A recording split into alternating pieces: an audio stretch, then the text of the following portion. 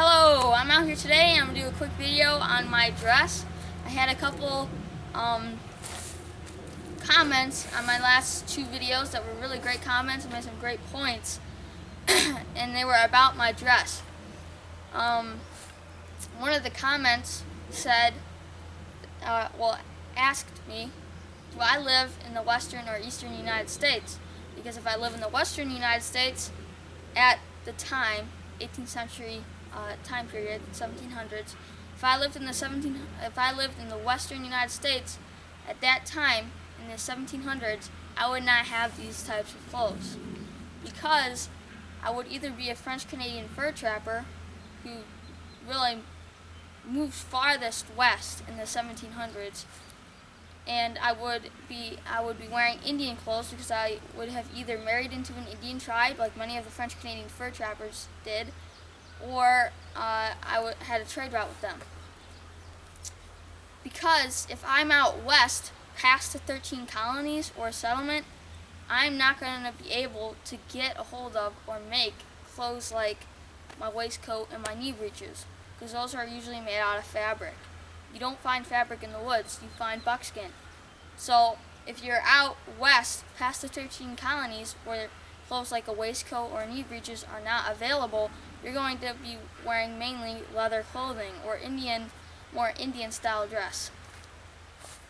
So the answer to that is no, I do not live out west where I would not have the availability of knee breeches and a waistcoat, but I live in the eastern United States where the 13 colonies were.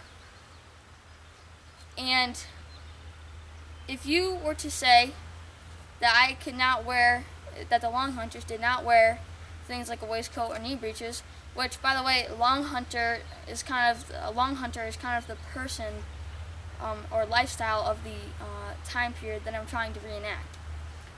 But the long hunters, although some of them adopted Indian style clothing, did not all the time, they were not always wearing Indian style clothing. They wore things like a waistcoat or knee breeches, because if you read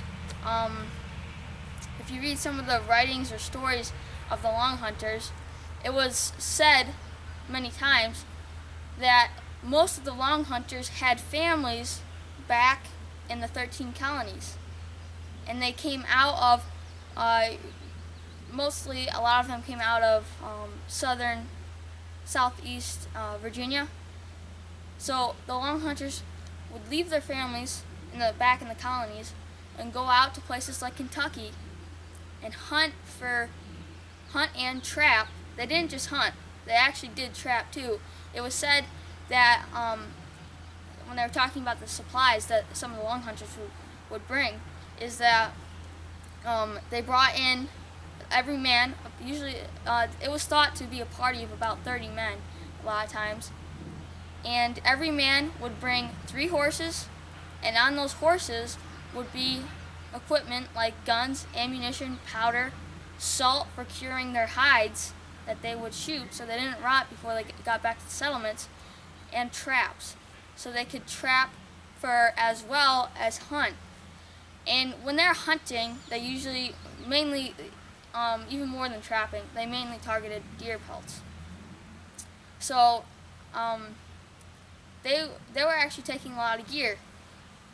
And if they live in the 13 colonies, and they have families back in the 13 colonies, and they go out from the 13 colonies to places like Kentucky to hunt for pelts and skins, they go out, it was said that they went out to get the furs so they could bring them back to the colonies to get the money or the trade goods that they could get from trading or selling their pelts so they could sustain their families. So it was kind of like an expedition to get the money to keep their families healthy. So if I live in the 13 colonies, I wear things like my waistcoat and my knee breeches. That's the standard clothing in the 13 colonies. And when you go out on long hunts to places like Kentucky, you obviously bring your one set of clothing. Remember, I was talking about in the last video that many people only had one pair of clothing a year. So they would take that one pair of clothing wherever they went, obviously. So I couldn't wear this if I lived in the eastern United States because I have that availability like many of the long hunters had. Because they lived in the 13 colonies and they went out on these expeditions to get the furs for money. That is why I can wear something like a waistcoat or knee breeches.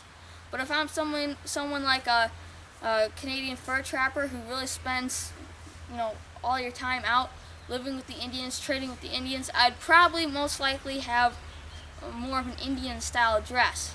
Or if I'm farther out west, I most likely will have an Indian style dress because the availability of colonial type dress, such as the waistcoat and the knee breeches, is not really great. You're not going to find those.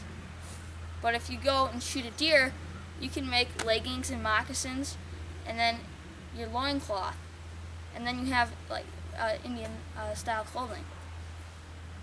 So I'll just clarify that I am a long hunter, 18th century type reenactor who lives in the eastern United States and goes out west on expeditions to get the furs to bring back and sell and trade for the goods and money that they'll bring. So I just wanted to clarify. I'm not western United States where these clothes are not available. I'm in the eastern United States where historically I would be able to get these types of clothing or make them, which would be the standard that you would make your own clothing. So I just wanted to clarify that, and I'll see you on some of the next videos. I'm going to have, maybe this weekend, I'll go out for an overnighter and see how that goes. So see you guys in the next one.